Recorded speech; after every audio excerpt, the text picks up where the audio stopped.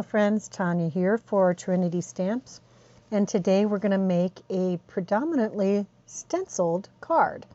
We're going to start out with the layered heart and the layered birch stencils. These are 6x6 stencils, and we're going to use the masking stencil from the heart, and we're going to tack this down to a 5x7 piece of Neenah Solar White 80-pound cardstock. I did spray the back of the layered birch stencil with some pixie spray, and I didn't spray it enough. So I had to be pretty careful when I was applying this Twiggy Atelier ink on 3 ink with a Trinity blender brush. This will be the darkest of the colors for this card. I do really enjoy making 5x7 cards. And that is what I use the most for birthday cards at work. That's why this is a 5x7 card. It could easily be adapted as an A2 or a Slimline or a mini Slimline or any of the many different sized cards. There are 4 different sizes of hearts in that layered hearts stencil, and there are 3 tree stencils in the layered birch stencil. So now I have taken the heart stencil that matches the masking heart stencil, and I laid that down around that outline that we had masked off with that first heart stencil, and I'm using some sweet Petunia ink to ink that up and create a heart over the layered birch. Now we're going to use the Slimline Snowfall layering stencil, and this is a 6x9 stencil, which I adore because you can use this stencil for any size card that you are going to end up creating. It would even work for a 5.5 by 8.5 if you just took a piece of regular cardstock and scored it down the middle, and that was going to be your card front. This, I can't tell you enough how much I love the 6x9 stencils. So I took a little bit of weathered wood ink, and I'm using that to ink my first layer of the Snowfall. And the other 2 colors for the trees that I used, I'm sorry, when I was I didn't realize I wasn't recording when I did those 2 layers of the stencil. But I used frayed burlap and what was it? Antique linen, that's what it was. And I used the Distress ink, not the Distress oxide. Now for the second layer of the Snowfall stencil here, I'm going to use some white sparkly glitter gel, and I'm going to apply that. I have put the heart masking stencil back in. I got part way through with the weathered wood and realized that I hadn't put it in, so I quickly just slipped it underneath there because I had this all taped down to my work surface. And it was easy peasy because I just undid 1 section of tape. I am just quickly laying this down, and I did not put a piece of paper under on top of my work surface before I started this. This isn't a glass cutting mat underneath all of this. It is a regular cutting mat. It is really easy to clean up. I will just use some plain water and a microfiber cloth to clean it before after I've removed all of the stencils and stuff. So I am making sure to wipe the glitter gel off of the edge, and I have put some press and seal on here. I am loving this technique.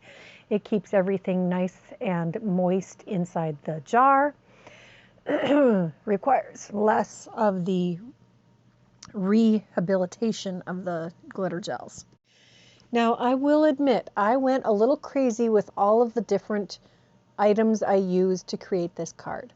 But I say if you have them, use them. And I wanted to make a sentiment for this card that you won't find on any particular set. So I took the graham cracker alphabet because I want to make a custom saying here. This one says cozy. And in order to keep control of those, I just stuck them to some washi tape, and I'm using some pearlescent paper from Tonic Studios here. You can use whatever specialty paper or whatever paper you want. I just really like using specialty paper, that the extra weight and the extra specialness of it really makes the sentiment shine. And I took the birthday from the Celebration Borders, Slimline Celebration Borders die set. And I'm going to cut that from that also. And I'm also using the Wishes from Sweet Holiday Wishes die set.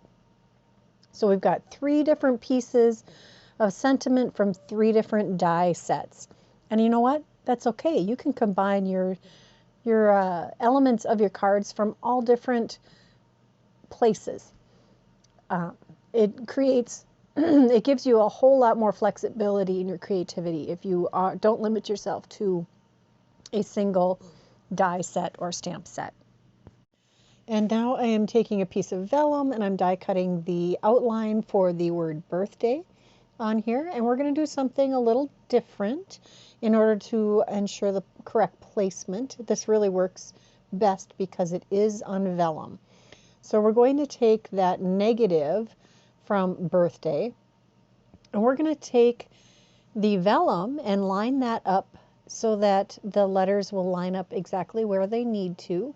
This really works well because of the vellum, because you can see to make sure it's all centered the way it needs to be. Now I'm going to pick up each of those die cut letters for birthday, and I am going to apply glue to the back of the letters and then pop them into the negative space on the vellum. I do get smart and use my reverse tweezers for this. I was initially just going to use my fingers. It works much better to have a reverse tweezers.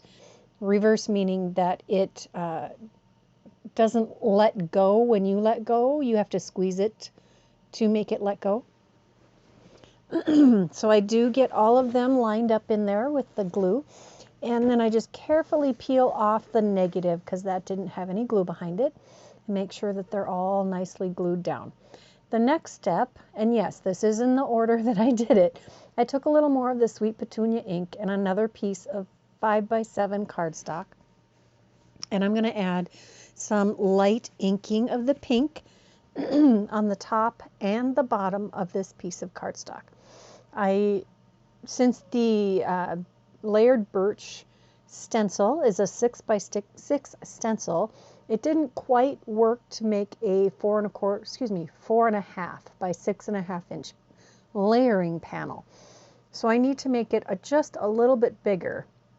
And to do that, I'm creating another panel to put behind it. And you'll see how I do that. I am also going to use the Snowfall layering stencil. And I'm using the same ink for this first layer of the stencil. And I only need the top and the bottom, but I do have to do a few inches of those on both ends so that I am sure that I have enough for the layer that I'm creating.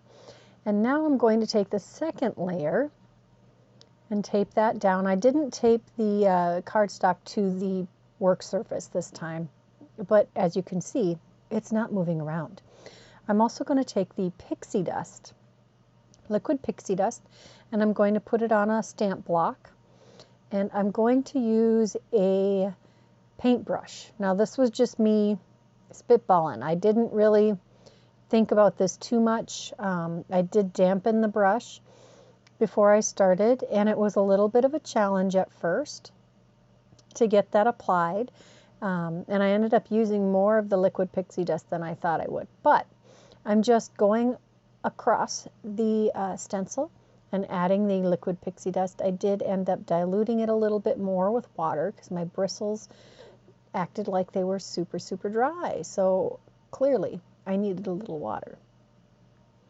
I do get it on both top and bottom. I'm trying not to have too much water. I don't want there to be a bunch of warping or seepage under the stencil.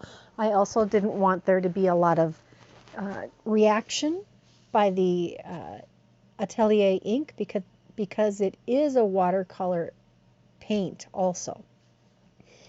And that's the wonderful sparkliness. You can see the stencil worked wonderfully.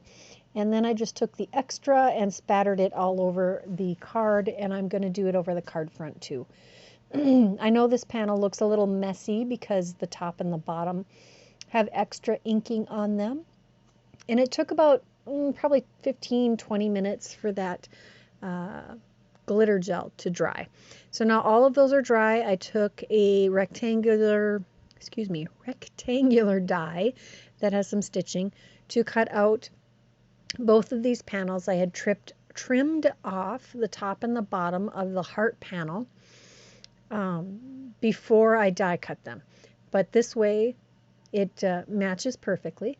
I also took the Slimline stitched strips dies and took the two smallest stitched strips and cut some of that same brown pearlescent cardstock.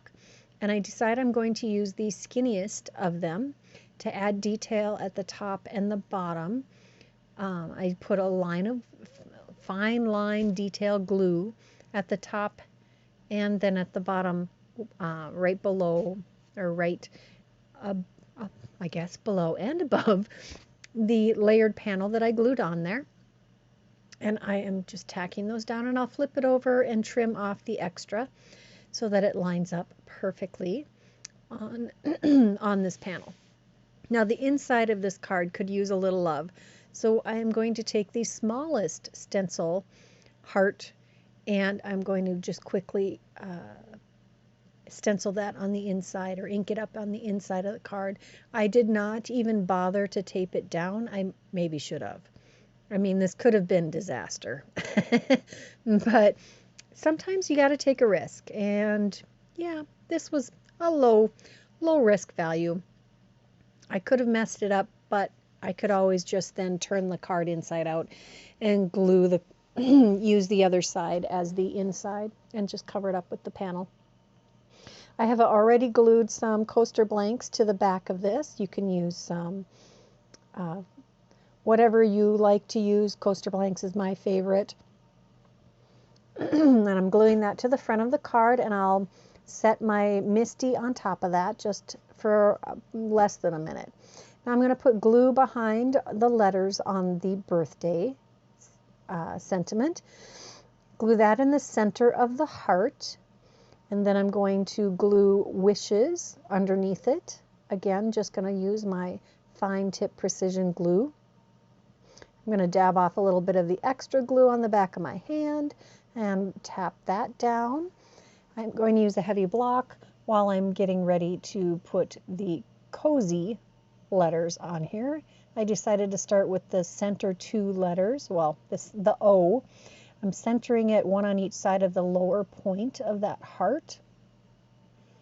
Just being careful not to have them outside of the heart. I want this to look like the heart is another layer, even though it's just stenciled on. I love that you can create this look of many layers with just stenciling and masking. And stencils are such an affordable and versatile tool. There are lots of stencils out there. Got the cozy all lined up and tacked down. And then I realized I don't have the tittle for the eye for wishes. So I decided to use some of the fairy rocks from Trinity Stamps, and I just find the smallest size, and the tidy tray is amazing for this. You can just easily dump your embellishments in the tidy tray, find the one you want, and then it's easy to dump them back into your little embellishment container. That's my card for today. I hope you enjoyed this card. Let me know what you think. If there are different colors you would have chosen, if you thought that this technique was amazing and would like to try it yourself, if you've got examples you'd like to share, I would love to hear from you. Thank you for stopping by, and we'll see you again soon. Bye-bye.